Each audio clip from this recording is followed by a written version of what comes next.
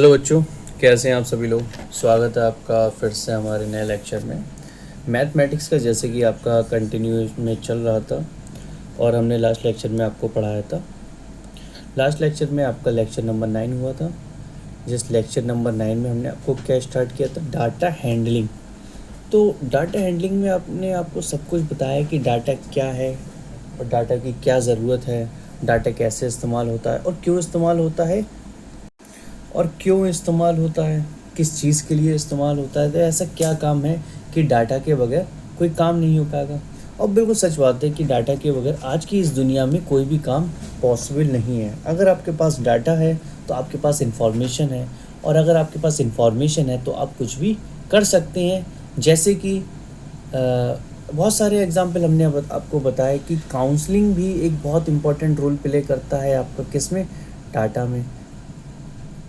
अगर डाटा है आपके पास तो आप काउंसलिंग करवा सकते हैं। ऐसे ही हमारे पास हर चीज़ का डाटा है। हर चीज़ बोले तो आयुष के जितने भी कॉलेजेस हैं उन सब का डाटा है अपने पास। ठीक है, तो उन डाटा से क्या क्या क्रिएट होता है, उनसे पता चलता है कि कौन से स्कूल का या कौन से कॉलेज का कितना कट ऑफ गया, क्या वो कितनी रैंक पर कॉलेज मिल सकता है, कितनी मार्क्स पर मिल सकता है, तो क्या क्राइटेरिया होता है, डाटा को कैसे एनालिसिस करते हैं। तो ये सब चीज़ डाटा हैंडलिंग में पढ़ते हैं।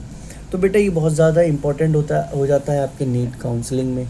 तो आयुष अपडेट जो है आपका सबसे ज़्यादा काउंसलिंग और बेहतर काउंसलिंग जो कराता है वो आयुष कॉलेजेस की कराता है फ़िलहाल। ठीक है, और हमने अभी काफ़ी स्टूडेंट्स की MBBS की भी काउंसलिंग कराई है बच्चों। तो बहरहाल आप ये समझिए, अगर आप बेटा आयुष की काउंसलिंग भी आपकी बहुत जल्दी स्टार्ट होने वाली है, तो उसमें अगर आपको काउंसलिंग करानी है तो आप सिर्फ आयुष अपडेट के पास आइए और बेहतर से बेहतर अपनी काउंसलिंग कराइए। आप अपनी रैंक, कैटेगरी और स्टेट बताइए। सबसे पहले आपको क्या बताना है, रैंक, कैटेगरी एंड स्टेट। ठीक है, ये 3 चीज़ अगर आप बताएंगे तो हम आपको बता देंगे आपका कॉलेज प्रिडिक्शन कैसे किया जाएगा, कौन सा कॉलेज आपको मिल जाएगा। आप कोई से भी स्टेट से हो, कोई भी कैटेगरी हो और कोई भी रैंक हो। ठीक है बच्चों, चलिए अब अपना नया लेक्चर शुरू करते हैं। नया लेक्चर में नया टॉपिक है अपना। ये सब आपको पढ़ा दिया था, बहुत ही ईजी है, ज़्यादा कुछ टफ नहीं है। ठीक है, ये सब चीज़ आपको फ्रीक्वेंसी वगैरह पढ़ा दी थी। पिक्टोग्राफ क्या होता है, एक इमेज से रिलेटेड होता है। उस इमेज को हम अंदाज़ा लगाते हैं कि मान लेते हैं कि एक इमेज आपकी इतनी चीज़ों के बराबर है, तो उसे पिक्टोग्राफ कहते हैं। अब पिक्टोग्राफ आपको समझ में आ गया।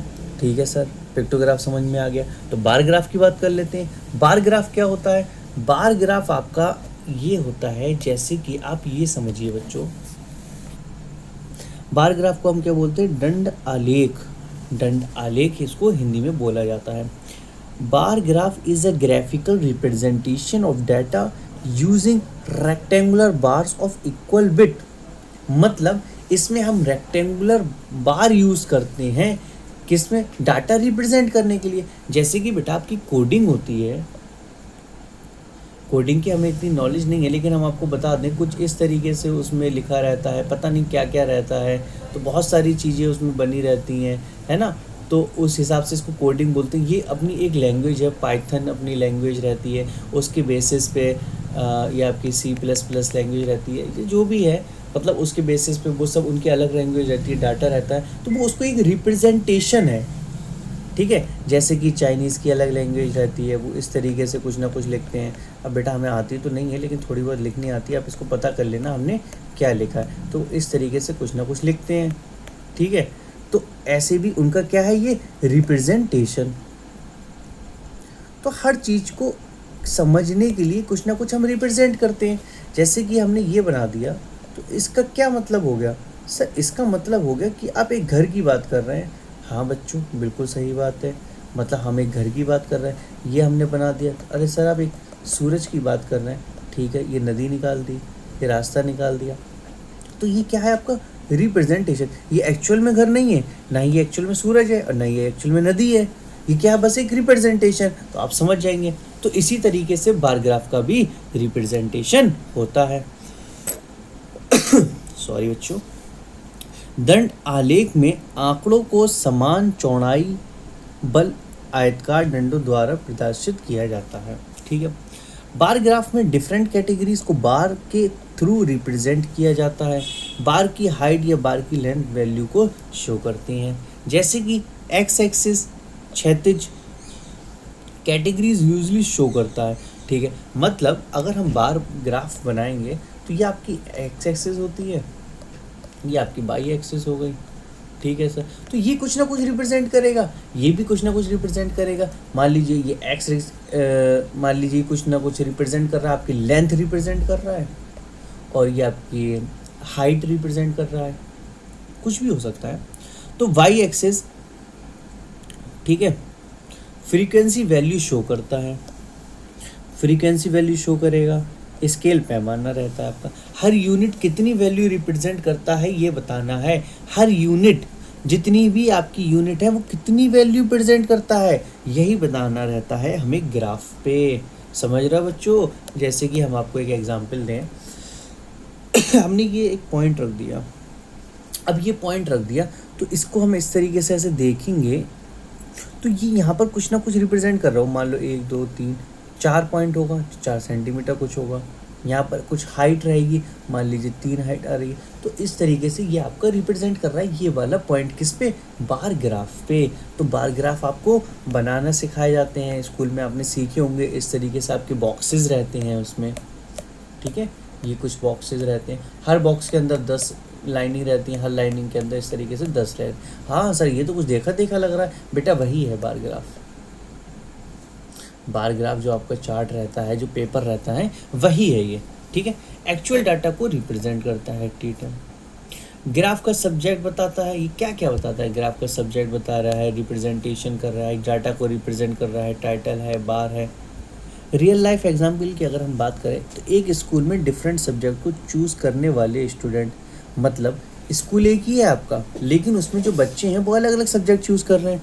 मान लीजिए किसी ने सब्जेक्ट में चूज़ किया मैथमेटिक्स। हाँ देखो, ग्राफ इन्होंने, ये हमारे जो टाइपराइटर हैं वो थोड़े गड़बड़ी कर देते हैं हमेशा ग्राफ में, हम आपको यहाँ बना के दिखा देते हैं। ये लेना आपको सब्जेक्ट, ये लेना आपको स्टूडेंट्स। सब्जेक्ट क्या है आपका? Maths, science, English, Hindi. Math में आपका कितना आएगा? इन्होंने दिया है स्टूडेंट, नंबर ऑफ स्टूडेंट 40 हैं, इसमें 35 हैं, इसमें 25 हैं और इसमें 20 हैं। तो ये नंबर ऑफ रिप्रेजेंट हो गए, ये इनकी क्या हो गई? फ्रीक्वेंसी कि नंबर की अगर बात कर रहे हैं तो ये फ्रीक्वेंसी हो गई। इस डाटा को बार ग्राफ से ईजिली कंपेयर किया जा सकता है, तो इस डाटा को बार ग्राफ से हम ईजिली कंपेयर कर सकते हैं। ठीक है, ये बात समझ में आई आपको? चलिए आगे देखते हैं। जैसे कि बच्चों आप ये देखो, यहाँ पर हम कुछ बना दें, यहाँ पर सबसे कम किसका है? आपका हिंदी का है, तो यहाँ पर आप ले लो हिंदी। उससे ज़्यादा किसका? इंग्लिश।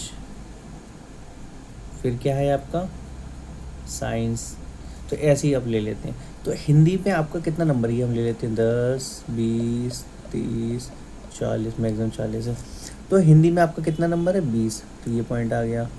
इंग्लिश में आपका कितना है? 25, तो ये कुछ इंग्लिश का ये पॉइंट आ रहा है, 25 कुछ ये आएगा। ठीक है, और साइंस में कितना आपका? 35, साइंस में 35 ये, और ये साइंस है तो ये कुछ आपका इधर आ जाएगा पॉइंट।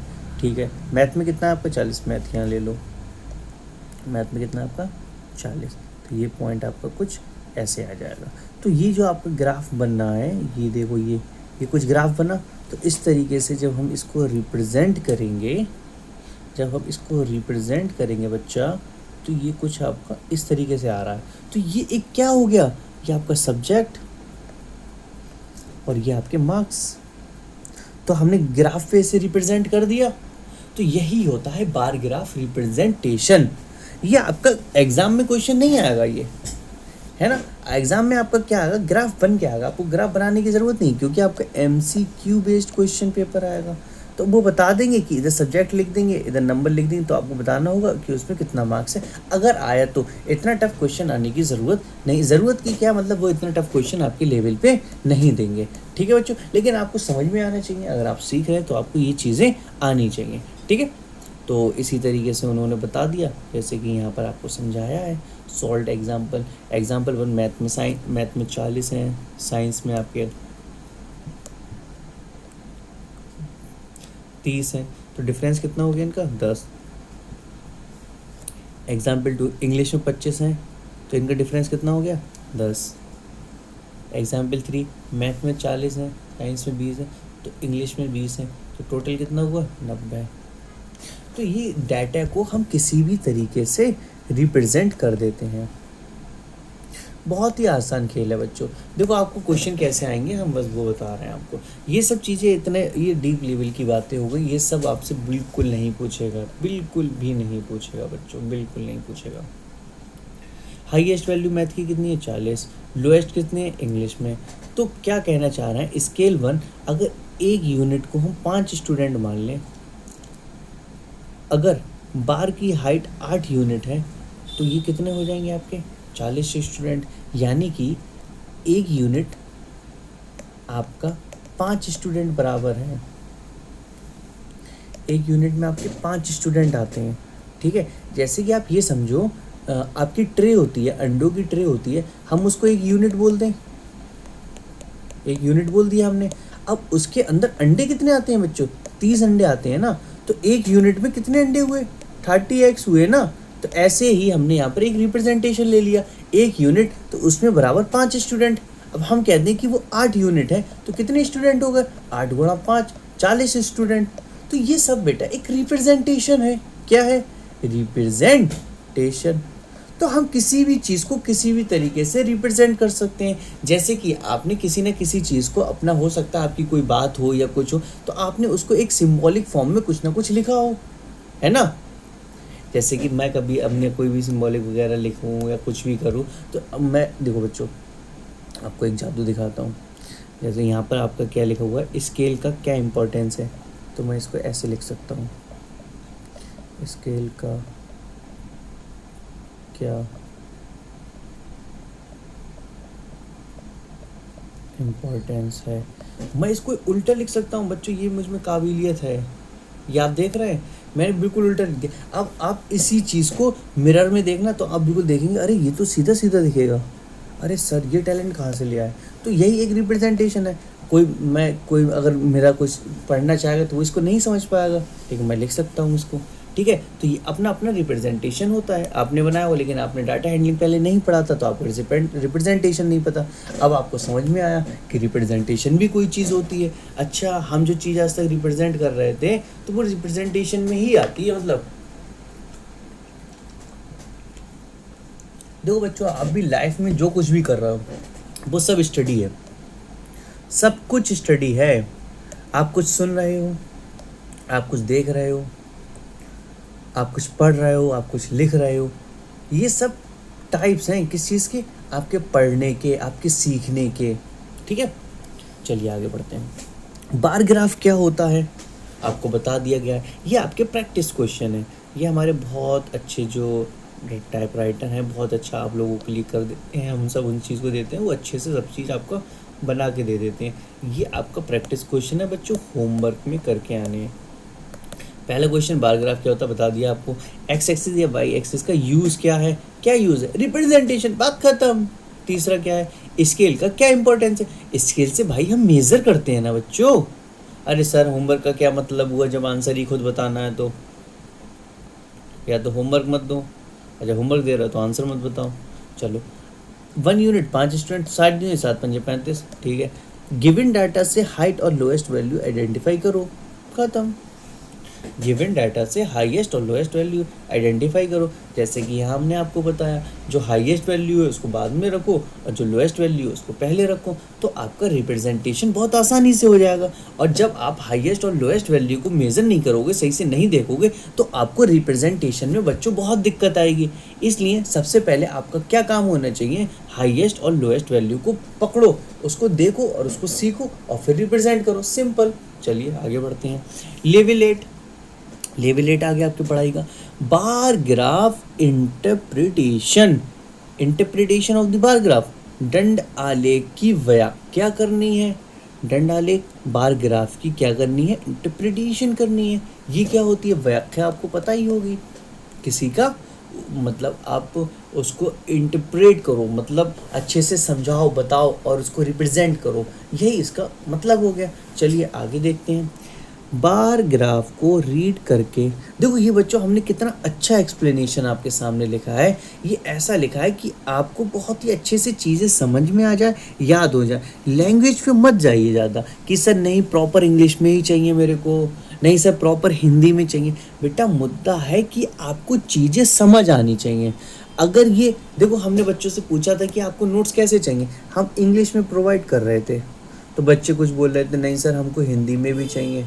तो हमने पूछा, एक बार कॉल पे हमारी बात हो रही थी, तो बच्चे बोले सर इंग्लिश हिंदी में ठीक है, अलग अलग दे रहे हैं। तो हमने कहा कोई बात नहीं, आपको इंग्लिश में हम एक्सप्लेनेशन दे देंगे, ताकि आप जब इन नोट्स को दोबारा पढ़ो, और चाहे आप इसको लेक्चर देखो नहीं देखो, लेकिन आपको ये चीज़ें समझ में आ जाए। और जब ये चीज़ें आपको अच्छे से समझ में आ जाएंगी तो खुद से खुद याद हो जाएगी। चलिए आगे बढ़ते हैं। उसमें दी गई इंफॉर्मेशन को समझना इंटरप्रिटेशन कहलाता है। मतलब पोस्टमार्टम करना डाटा का, डाटा का पोस्टमार्टम करोगे भाई, इंटरप्रिटेशन हो गया। इसमें maximum, minimum, difference, total, comparison जैसे क्वेश्चन सॉल्व किए जाते हैं। क्या बात समझ में आई? जैसे कि ये जो आपका रिप्रेजेंटेशन है, इसमें क्या क्या किया जाता है, क्वेश्चन सॉल्व किए जाते हैं, इसमें आपका डिफरेंस निकाला जाता है, इसमें आपका टोटल निकाला जाता है, उसमें आपकी मिनिमम वैल्यू निकाली जाती है, उसमें मैक्सिमम वैल्यू निकाली जाती है। तो यही सब काम बेटा एक डाटा हैंडलिंग का होता है, डाटा सॉफ्टवेयर होता है। आप तो बहुत छोटे लेवल की बात कर रहे हो बेटा, कंप्यूटर में अगर हम देखेंगे तो वो सब क्या करता है, डाटा मेंटेन ही तो करता है।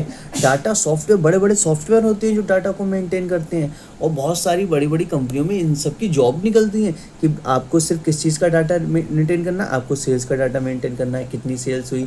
आपको किस चीज़ का करना है, आपको सिर्फ इनकमिंग का डाटा मेंटेन करना है, कितनी इनकमिंग हुई। और आपको इस चीज़ का डाटा मेंटेन करना है कि कितना हमारा प्रोडक्ट सेल हुआ, प्रोडक्ट बने, ठीक है, कहाँ बने, किस डेट में बने, किस दिन बने, है ना, टाइम, डेट, डे। तो ये सब चीज़ें क्या है बेटा, डाटा है। मान लो अधिकारी कोई आ गया और आपसे पूछने लगा, मान बता दिया उसने कि आज की तारीख में कितना कितना सेल हुआ है अपना, तो ये सब एक डाटा है। डाटा सॉफ्टवेयर हर जगह यूज़ होता है। जैसे कि आप कहीं पर जैसे वी मार्ट चले गए, या फिर आप कहीं मॉल चले गए, तो उन सब में भी डाटा यूज़ हो रहा है आपका, और वो इस्तेमाल कर रहा है। वो फाइनली जब पूरे दिन का सब कुछ हो जाता है, वो इकट्ठा एक कंपनी को भेज देते हैं, वो खुद मैनेज करते हैं और उसका निकाल लेते हैं, हमारी आज कितनी सेल्स हुई, कितना हमें फ़ायदा हुआ, कितना प्रॉफिट हुआ, कितना नुकसान हुआ। तो ये सब बेटा डाटा पे बेस कर रहा है, ठीक है। एक शॉप की weekly sales, day sales, Monday. अब देखो ये हमारे भाई साहब ये नहीं सुधरेंगे, टाइपराइटर वाले ये ग्राफ को गलती बना देंगे। चलिए हम बच्चों आपके सामने ठीक कर देते हैं इसको। पहले उन्होंने दिया है डे, फिर आ गई आपकी सेल्स। चलिए डे कौन सा, मंडे, यही सब हम आपको बता रहे थे ना, Tuesday, Wednesday, Thursday, Friday, Saturday Sunday की छुट्टी रहती है। मंडे में कितना सेल्स हुआ, 20 का, फिर 30 का, 25 का, और फ्राइडे को आपका कुछ तो मिस्टेक हुआ भाई, 20, 30, वेडनेसडे को 25, थर्सडे को 40, फ्राइडे को 35। तो ये आपका सेल्स हो गया। क्या XYZ कुछ भी सेल्स हो सकता है, मान लो कुरकुरे ही सेल हुए, है ना, तो उस चीज़ से मतलब नहीं क्या चीज़ हो रही है, चीज़ इस बात से मतलब है कि कितना हो रही है, तो उसकी फ्रीक्वेंसी, ठीक है, फ्रीक्वेंसी पे डिपेंड करेगा। और डे, टाइम, डेट, ये सब मेंटेन करेगा डाटा में, ठीक है बच्चों, ठीक है सर। चलो एक सॉल्व एग्जाम्पल दूसरा देखते हैं क्या है। जैसे कि ये एग्जाम्पल बन दिया, उन्होंने क्या बात करी सबसे पहले, हाईएस्ट सेल। अब आपका क्या क्वेश्चन पूछ लेगा, ये पूछ लेगा हाईएस्ट सेल कब हुई। अरे तो देख लो ना, सबसे ज़्यादा किसने, थर्सडे में, यही आपका आंसर हो गया। अच्छा लोएस्ट सेल कब हुई, मंडे में। अरे सर हफ्ते की शुरुआत ही बेकार हो गई। अब वो पूछ लेगा थर्सडे और मंडे का डिफरेंस कितना हुआ, अरे यार 40 माइनस 20, यही क्वेश्चन है बेटा।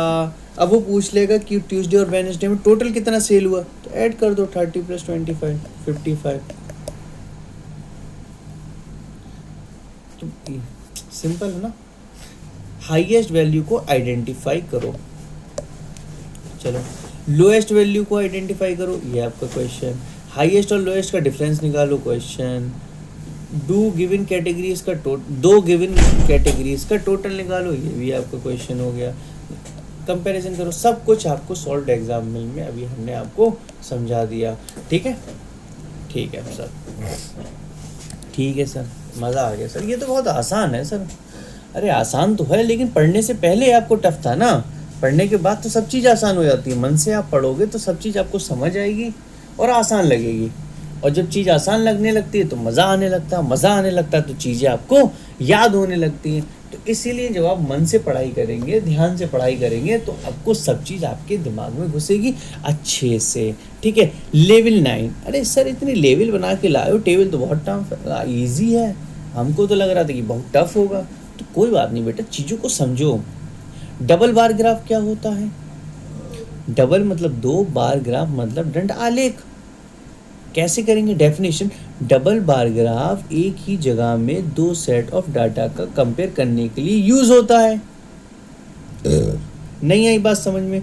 डबल बार ग्राफ एक ही ग्राफ में दो सेट ऑफ डाटा को कंपेयर करने के लिए यूज होता है बच्चों।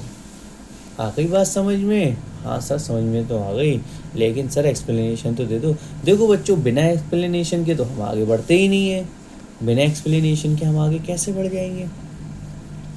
अगर सेम कैटेगरीज के लिए दो डिफरेंट ग्रुप की वैल्यूज अवेलेबल हैं तो डबल बार ग्राफ कंपैरिजन को इजी बना देता है। अच्छा ये मतलब है सर इसका। मतलब अगर सेम कैटेगरीज के लिए दो डिफरेंट ग्रुप की वैल्यू अवेलेबल हैं, सेम कैटेगरीज, कोई भी आपकी सेम कैटेगरी, दो डिफरेंट वैल्यू अवेलेबल हैं, तो डबल बार ग्राफ कंपेयर में इजी बना देता है। मतलब एक ही चीज़ की दो वैल्यू है। हाँ ये तो बात सही लग रही है सर। हम कह रहे हैं कि अगर आप एक मोबाइल फ़ोन खरीदने गए, ठीक है, तो या तो आप उसे 15,000 रुपये दे दो या फिर उसे 15 क्विंटल गेहूँ दे दो। गेहूँ दे दो तो बात तो वही है ना। क्यों सर? 1 क्विंटल आपका 1,000 रुपये क्विंटल है ना, तो 15 मतलब 1,000 बेच देगा तो 15,000 आ गए। तो इन दोनों की वैल्यू सेम है। किस चीज़ के लिए? मोबाइल के लिए, क्योंकि ये एक पर्टिकुलर चीज़ हो गई जिसका रिप्रेजेंटेशन 15,000 के बराबर है। तो या तो आप उसे गेहूँ ले जाके दे दो 15 क्विंटल, या फिर उसे क्या कर दो 15,000 कैश दे दो। बात दोनों में सिंपल और सेम रहेगी। ठीक है, सिंपल है बेटा। चलिए आगे बढ़ते हैं, देखते हैं आगे। रियल लाइफ एग्जाम्पल के बगैर आपकी मैथ और साइंस कंप्लीट नहीं हो सकती बच्चों। आपका टीचर जो है आपके सामने जो आपको पढ़ा रहे हैं बच्चों, वो रियल लाइफ एग्जाम्पल के बगैर आपको चीज़ें आगे नहीं बढ़ने देते। रियल लाइफ एग्जाम्पल से बहुत चीज़ें आसानी से हो जाती हैं। चलिए शुरू करते हैं। जैसे कि ये आपका कॉमन हो गया, ईयर, बॉयज़, गर्ल्स। गर्ल्स क्यों बोल रहा, गर्ल्स नहीं बोला जा रहा क्या? अरे बेटा क्या करें जी, बोल ही नहीं मिलता। अरे सर ग्राफ बनाओगे क्या अच्छे से? कोशिश करते हैं। अरे वाह सर मज़ा आ गया भाई। यार सर आप कितने समझदार हो।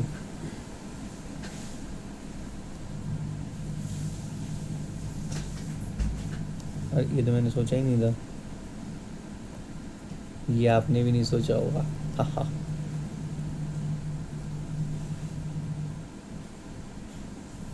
ठीक है बच्चों,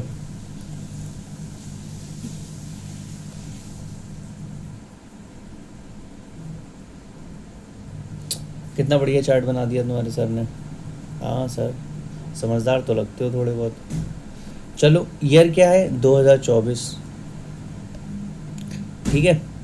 अब इसमें बॉयज़ 30, 25, 2025, 35, 32, 2026, 40, 38।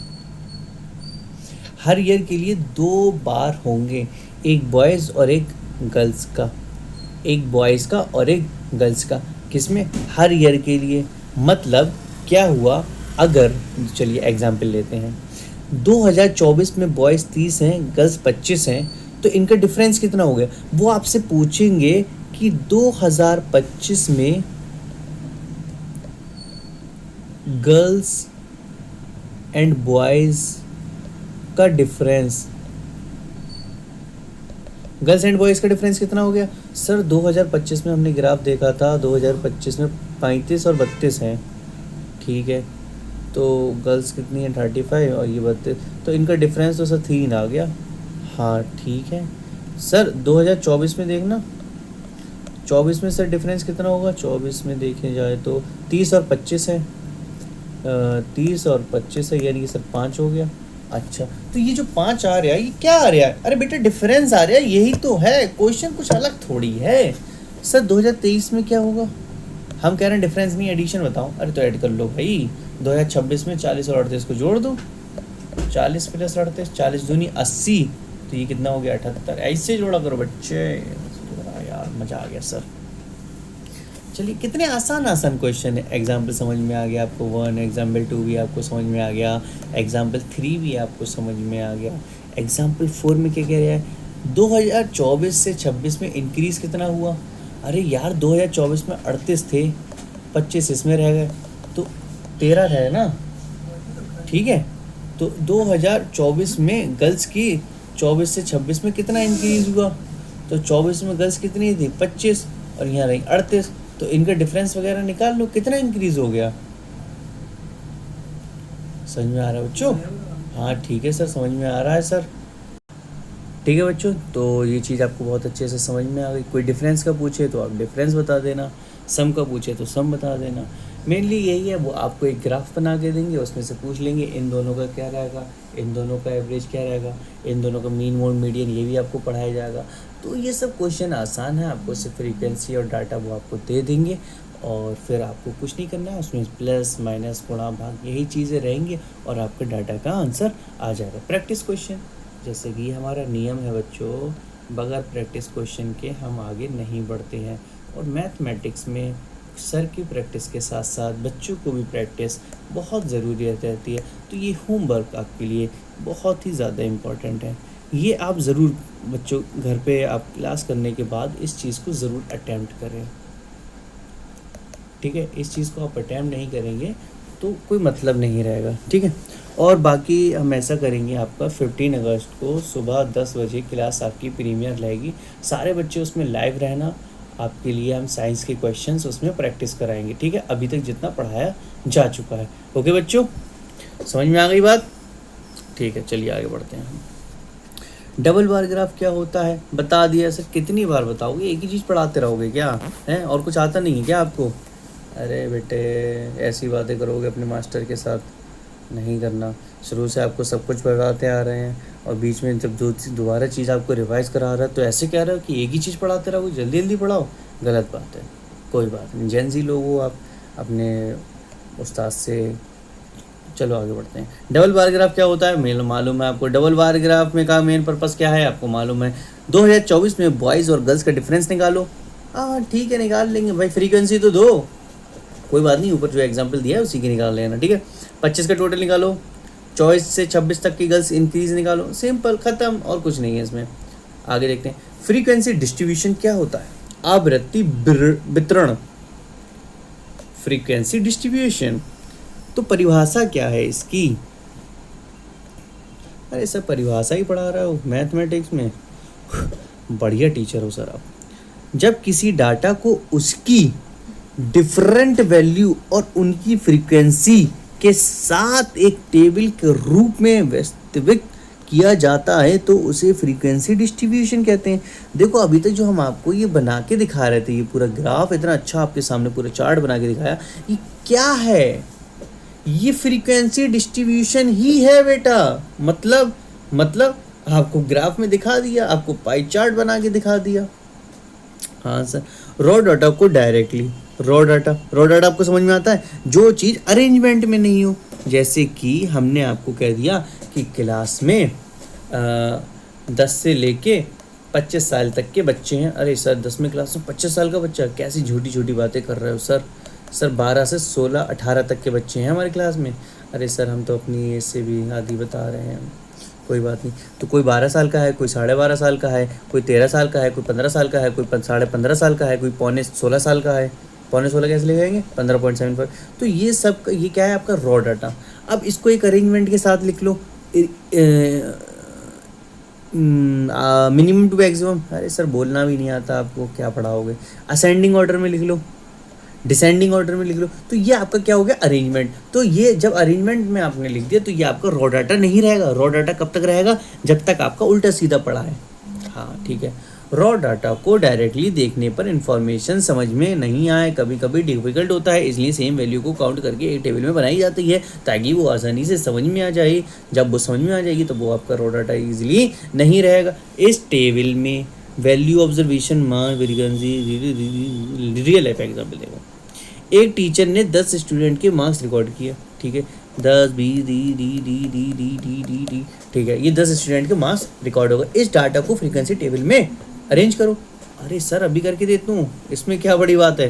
देखो यार हमारा टाइपराइटर कितना बढ़िया निकला, इसकी फ्रीक्वेंसी उसने बना के दे दी।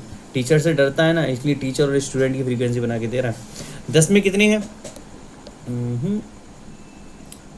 10 वाले मार्क्स वाले कितने स्टूडेंट हैं? 4, 1 2 3 4। अरे वाह सर, मज़ा आ गया। अरे ऐसा भी होता है क्या?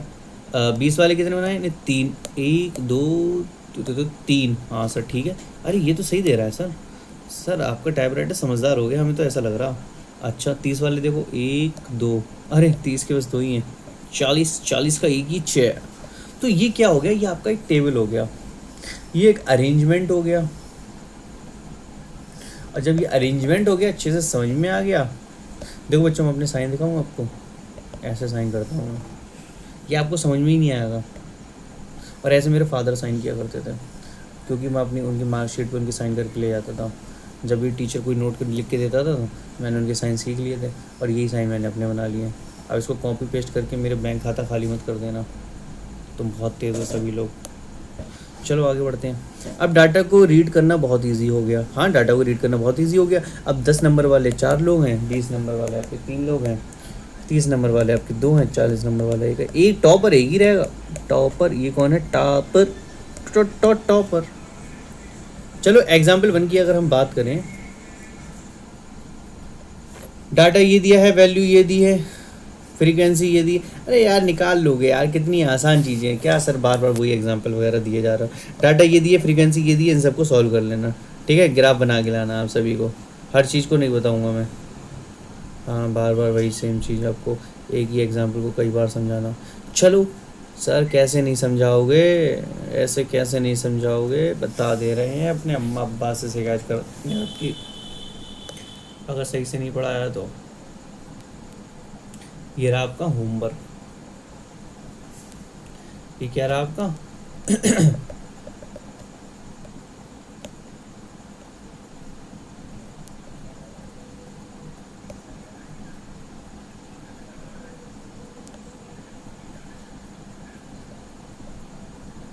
सर 3-5 मत करो, फिर आपको गड़बड़ हो जाएगा। पिछली बार की तरह लेक्चर छोड़ दोगे बीच में जाके, इसलिए ज़्यादा दिमाग मत चलाओ, चुपचाप पेन लो और पढ़ाते रहो, ठीक है। एक्सपेरिमेंट करने की कोई ज़रूरत नहीं।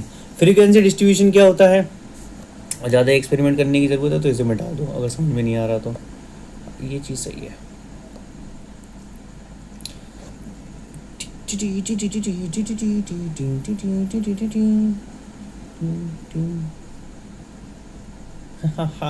जादू। फ्रीक्वेंसी डिस्ट्रीब्यूशन क्या होता है बेटा? आपको समझ आ दिया। फ्रीक्वेंसी डिस्ट्रीब्यूशन आप ग्राफ में रिप्रेजेंट करते हैं ना, उसको अच्छे से अरेंजमेंट करा देना, असेंडिंग ऑर्डर में चाहे डिसेंडिंग ऑर्डर में। और दूसरी बात, रॉ डाटा को अरेंजमेंट करना, वो आपका डिस्ट्रीब्यूशन हो जाता है अच्छे से। डाटा 2 3 4 5 6 को फ्रीक्वेंसी टेबल में अरेंज करो, अरे सर कर दूंगा सर, कोई बड़ी बात नहीं है सर, बस आप होमवर्क दे दो। 5 6 7 और हर वैल्यू की फ्रीक्वेंसी निकालो, हाँ सर निकाल दूंगा, कोई दिक्कत नहीं है। फ्रीक्वेंसी इसका टोटल ऑब्जर्वेशन कितना होगा, हाँ सर निकाल दूंगा। फ्रीक्वेंसी टेबल में हाईएस्ट फ्रीक्वेंसी का क्या मीनिंग है, हाईएस्ट फ्रीक्वेंसी का मतलब ये है जो नंबर ऑफ जिसकी फ्रीक्वेंसी सबसे ज़्यादा हो। जैसे कि हम ऊपर वाले क्वेश्चन की बात करें तो ऊपर वाले क्वेश्चन 10 नंबर वाले सबसे ज़्यादा स्टूडेंट थे, 10 नंबर के कितने स्टूडेंट थे, 4 स्टूडेंट थे, तो इसकी हाईएस्ट फ्रीक्वेंसी हो गई। लोएस्ट फ्रीक्वेंसी किसकी हो गई, जिसके 40 नंबर थे उसका सिर्फ एक ही लोग था, तो वो आपकी लोएस्ट फ्रीक्वेंसी हो गई। सर इतनी तेज़ क्यों बोल रहे हो, पागल हो गए क्या? नहीं बेटा पागल नहीं, मैं आपको समझा रहा हूँ अच्छी करेंगे।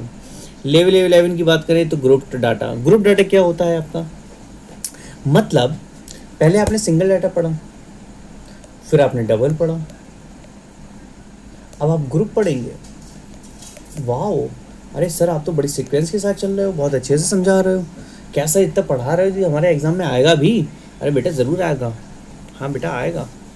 ग्रुप डाटा क्या होता है आपका, जब लार्ज डाटा को डिफरेंट क्लास इंटरवल वर्ग में ग्रुप करके रिप्रेजेंट किया जाता है, उसे ग्रुप डाटा कहते हैं। हाँ सर समझ में आ गई, इसमें क्या बड़ी बात है।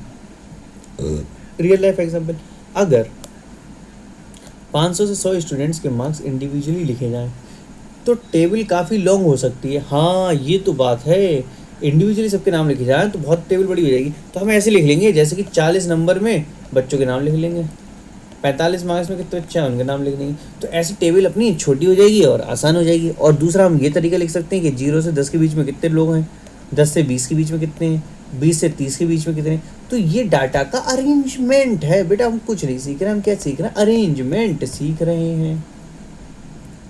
और जब आप डाटा हैंडलिंग सीखोगे ना बेटा, तो ये बहुत बड़े बड़े लेवल की बातें होती हैं, किस चीज़ को कैसे और क्या अरेंजमेंट करना है। तो यहाँ तो बहुत छोटी सी बात है, यहाँ तो सिर्फ आपको स्टूडेंट्स को ही अरेंज करना है और वही आप कर रहे हो, कर ले जाओगे, ठीक है। इसलिए मार्क्स को ग्रुप्स में डिवाइड कर देते हैं। मार्क्स को किस में डिवाइड कर देते हैं, ग्रुप में। फॉर एग्जाम्पल 0 से 10, 10 से 20, 20 से 30, 30 से 40, तो इसमें कितने कितने स्टूडेंट्स आ रहे हैं, ये तो आसान हो गया ना। टोटल हमारे 40 मार्क्स का है, मान लो 50 मार्क्स का, तो 40 से 50, तो इसके बीच में कितने हैं, 10 स्टूडेंट्स है, इसके बीच में 12 हैं। सर 20 से 30 के बीच में से 8 स्टूडेंट्स है, 30 से 40 के बीच में से 3 स्टूडेंट है। बताओ सर, समझ में आ रही है बच्चों? तो ये बहुत क्या है, ये सब आपका अरेंजमेंट है, बहुत ही आसानी से ये सब आप चीज़ें सीख चुके हो। देखिए लेवल धीरे धीरे आप ऊपर बढ़ाएंगे तो आप अभी कौन से लेवल 11 लेवल पे पहुंच गए, और अभी मालूम आपकी कितनी लेवल बची है, 36 लेवल पे आपका डाटा हैंडलिंग खत्म होने वाला है, ठीक है। ये आपका दूसरा लेक्चर है। सर इतना ज़्यादा मत पढ़ाओ, इतना सिलेबस में भी नहीं आएगा, ऐसा नहीं हो हमारा बाउंस कर जाए, ठीक है। ये सब आप निकाल दोगे, कोई इतनी बड़ी बात नहीं, ये सब बहुत आसान आसान चीज़ें हैं। अभी क्वेश्चन अब आप ऐसा करो, हमसे ना थ्योरी सीख जाओ, अब ज़्यादा क्वेश्चन कराओगे तो दिक्कत हो जाएगी, क्योंकि इतना टाइम नहीं है आपके पास, आपका ना सॉल्व करना है और मार्क्स लाना है, सिंपल, ठीक है। चलिए ये वाला एग्जाम्पल देखते हैं। 20 से 30 की क्लास की फ्रीक्वेंसी 12 है, तो मीनिंग क्या हुआ, इस क्लास में इंटरवल 12 ऑब्जर्वेशन है, सिंपल। अगर हाईएस्ट फ्रीक्वेंसी 15 है तो और वो क्लास इंटरवल 30 से 40 के बीच में, तो 30 से 40 इज द हाईएस्ट फ्रीक्वेंसी, तो 30 से 40 क्या हो जाएगी आपकी हाईएस्ट फ्रीक्वेंसी होगी, क्योंकि इसमें नंबर ऑफ स्टूडेंट ज़्यादा है, नंबर ऑफ मार्क्स भी ज़्यादा है इसमें, ठीक है। ग्रुप डाटा क्या होता है, अरे यार फिर वही क्वेश्चन आ गया, ठीक है, ये आप देख लेना। चलिए मीन मोड मीडियन की बात करें, लेवल 12 मीन। मीन क्या है, मीन मतलब माध्यम, माध्य मतलब बीच, मिडिल, ठीक है sir. Definition, mean is the average of all observation. Mean क्या है, एवरेज है सारे ऑब्जर्वेशन का। मान लीजिए आपके क्लास में किसी के 10, 20, 25, 35, 40, 40, 42 इतना मार्क्स आया। नंबर ऑफ स्टूडेंट कितने, 1 2 3 4 5 6 7 स्टूडेंट्स हैं। तो इनको क्या करने का है, इन सबको सम करो और डिवाइडेड बाई 7 कर दो, ये आपका मीन आ जाएगा, ठीक है। जैसे हम कहते हैं ना एवरेज ले लो, एवरेज कैसे ले लो, जैसे कि आप ऐसे एवरेज ले लो, ऐसे कि अरे अच्छा ये बता, मैंने 40 रुपये खर्च करे, तूने सिर्फ 20 रुपये खर्च करे हैं, तो एक दूसरे की मीन कितना बचा, डिवाइड इनको टोटल करो, 60 बटा 2, यानी कि एक के हिस्से में आए 30, तूने 40 करे, मैंने 40 करे, तूने 20 करे, तू अब क्या करना, मेरे को 10 रुपये तेरे को देना। तो तू इसको 10 रुपये दे देगा तो इसका 30 रुपये खर्च हो गए, इस तुम्हारा भी 30 रुपये खर्च हो गए, यानी कि दोनों को बराबर हो गए। तो यही मीन से हम जो है अपनी कैलकुलेशन कर लेते हैं। आप यूज़ तो कर रहे हो अपनी डेली लाइफ में, लेकिन आपको पता ही नहीं है कि ये मीन का है सवाल। ये आप जो अपनी लाइफ में यूज़ कर रहे हो कि तूने इतना पैसा खर्च किया, मैंने इतना किया, तो एवरेज किसने कितना किया, तो वो मीन ही तो है बेटा। मीन को सिंपल लैंग्वेज में एवरेज किया कहा जाता है। मीन को सिंपल लैंग्वेज में एवरेज कहा जाता है। अगर किसी डाटा के सारे नंबर को ऐड करके टोटल ऑब्जर्वेशन से डिवाइड कर दे तो मीन मिलता है। ये बेटा देखो यार, ये सब चीज़ें बहुत छोटी छोटी बातें हैं। अगर किसी डाटा को सारे सबको सम करके उसको डिवाइड कर दें तो उसको मीन कहते हैं। सिंपल बात क्लियर। अगर 5 दिन में टेम्परेचर 30, 32, इनका एवरेज कितना होगा बताओ जल्दी। तो क्या करने का है, सबको सम करने का है। 30 और 32 आपका हो गया 62, और 33 31 हो गया आपका 64 प्लस 34, तो आपका क्या हो गया 6 कम 6 6 दूनी 12, 120, 150, ये हो गया आपका 160, 160/5, 5 3 15 और 5 चौका 20, तो एवरेज कितना आ गया आपका 34। हाँ 5 चौका 20, 165/5, 3 15, 5 दूनी 10 बेटा 32 आएगा। अरे सर कैसे कैलकुलेशन करते जी। तो 32 आपका क्या आ गया, मीन आ गया।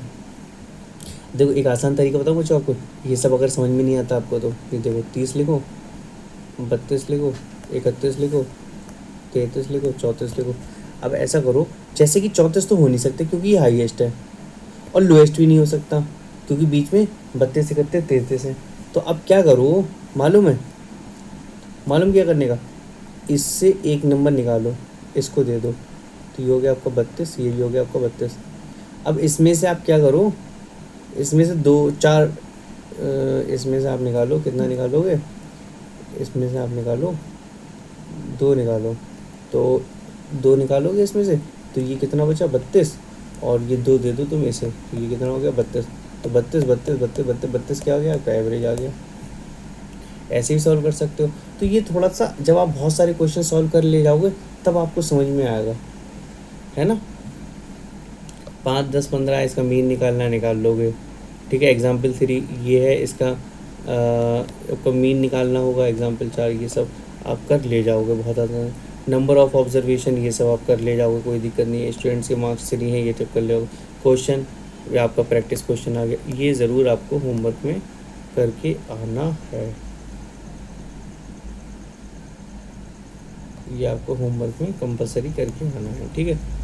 तो इनका मीन निकालो, 5 10 15 का मीन निकालो। कैसे निकालोगे सर, मैं तो कह रहा हूँ इस 5 को इधर दे दो, तो ये आपका 10 हो गया, ये 10 हो गया, ये भी 10 बचा, तो 10 मीन आ गया इसका।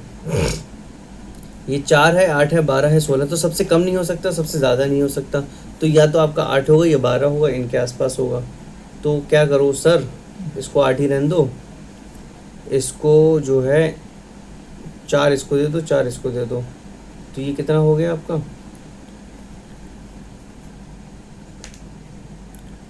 सर इतना दिमाग नहीं लगा पा रहे हम कैलकुलेट कर लेंगे सर।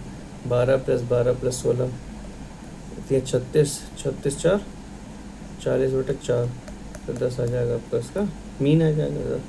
इसी तरीके से टोटल का सम अपॉन नंबर, टोटल नंबर कितने हैं उनको डिवाइड कर दो, तो आपका क्या आ जाएगा, मीन आ जाएगा।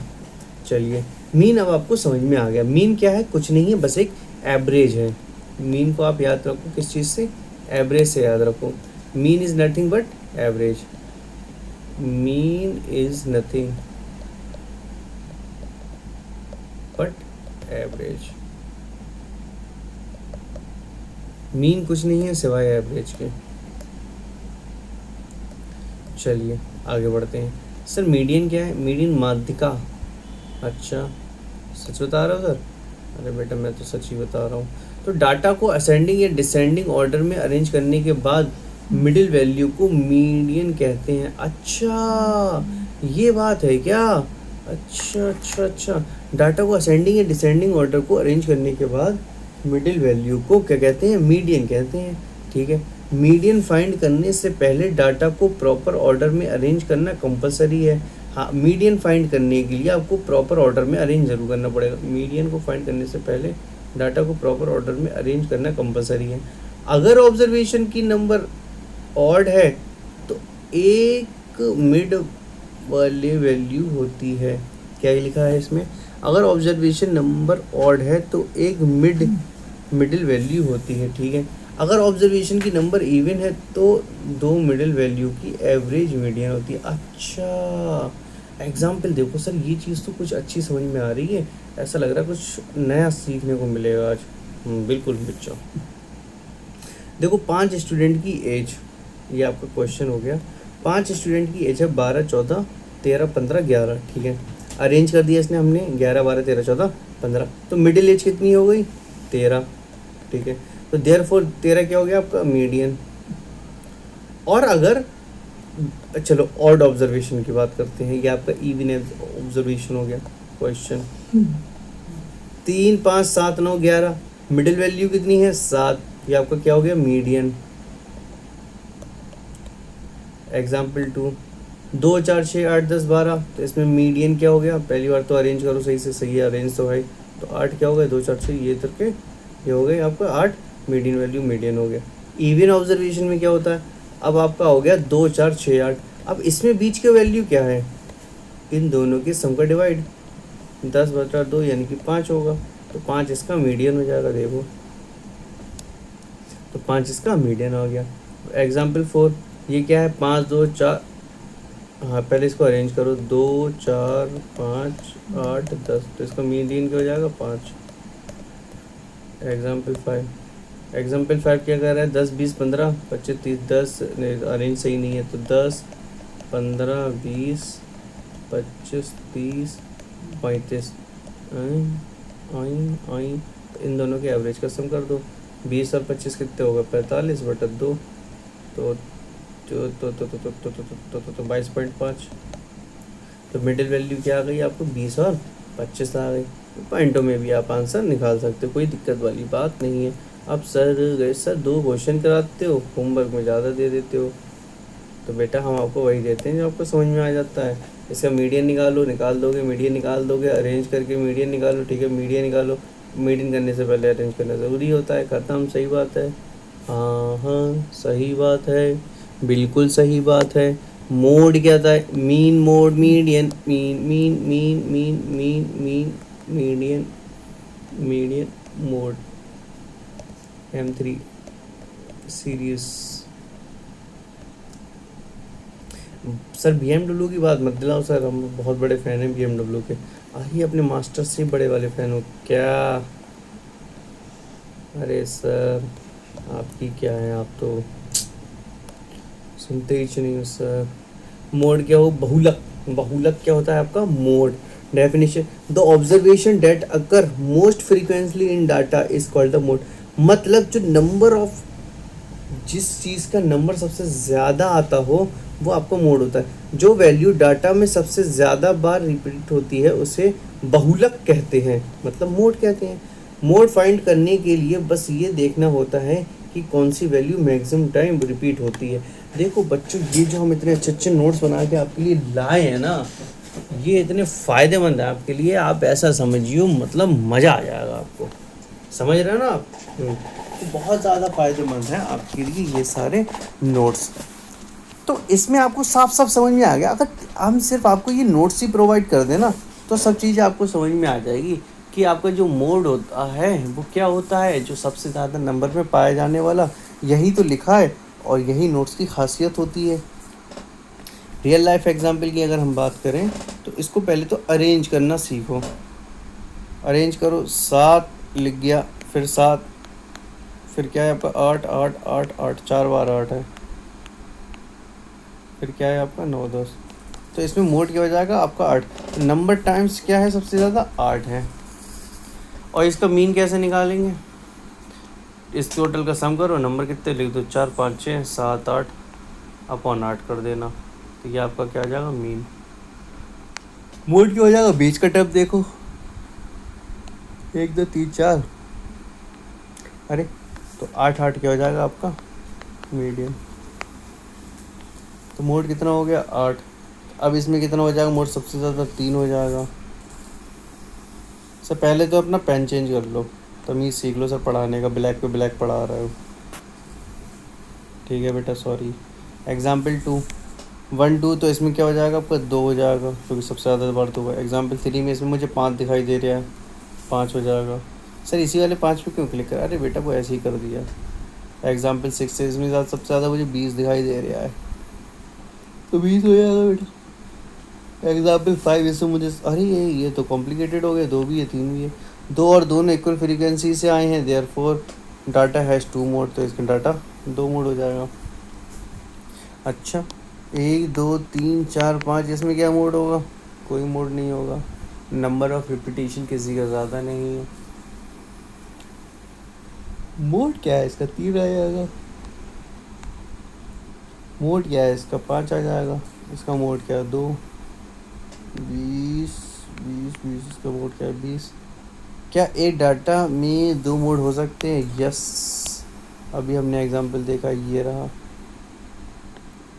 2 और 3 क्या है मोड, क्योंकि नंबर ऑफ फ्रीक्वेंसी इन दोनों की सेम है। सर ये होमवर्क में क्यों नहीं दिए, अरे बेटा हमें मालूम है जो दिए हैं वो करके नहीं आओगे, तो इसलिए हमने आपको ये सब क्लास में ही करा दिया।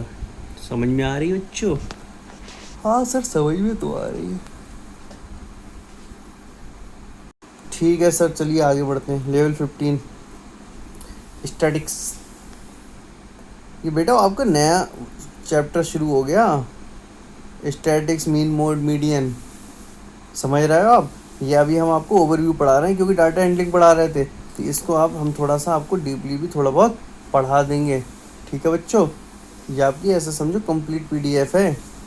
Statics is the study of collecting organizing representing and, ऐसा करेंगे बच्चों। स्टैटिक्स आपका नया नया लेक्चर में पढ़ेंगे। ठीक है बच्चों, स्टैटिक्स आपका न्यू लेक्चर में पढ़ेंगे। ओके, तो न्यू लेक्चर में आपका ये चैप्टर भी दूसरा ही है, टॉपिक भी दूसरा है। तो अभी आपको मीन मोड मीडियन समझ में आ गया, स्टैटिक्स हम आपको बाद में समझाएंगे। ग्राफ रिप्रेजेंटेशन समझ में आ गया, डाटा हैंडलिंग समझ में आ गया, सिंगल वाला समझ में आ गया, डबल वाला समझ में आ गया, ग्रुप वाला समझ में आ गया। अरे सर सब कुछ तो समझ में आ गया, तो बचा क्या है स्टैटिक्स। अब स्टैटिक्स की बात हम कब करेंगे, कल करेंगे। ठीक है बच्चों, नेक्स्ट क्लास में आपको स्टैटिक्स पढ़ाया जाएगा। तो डाटा बहुत ज़्यादा इंपॉर्टेंट है, इसलिए डाटा अपने पास ज़रूर रखिए।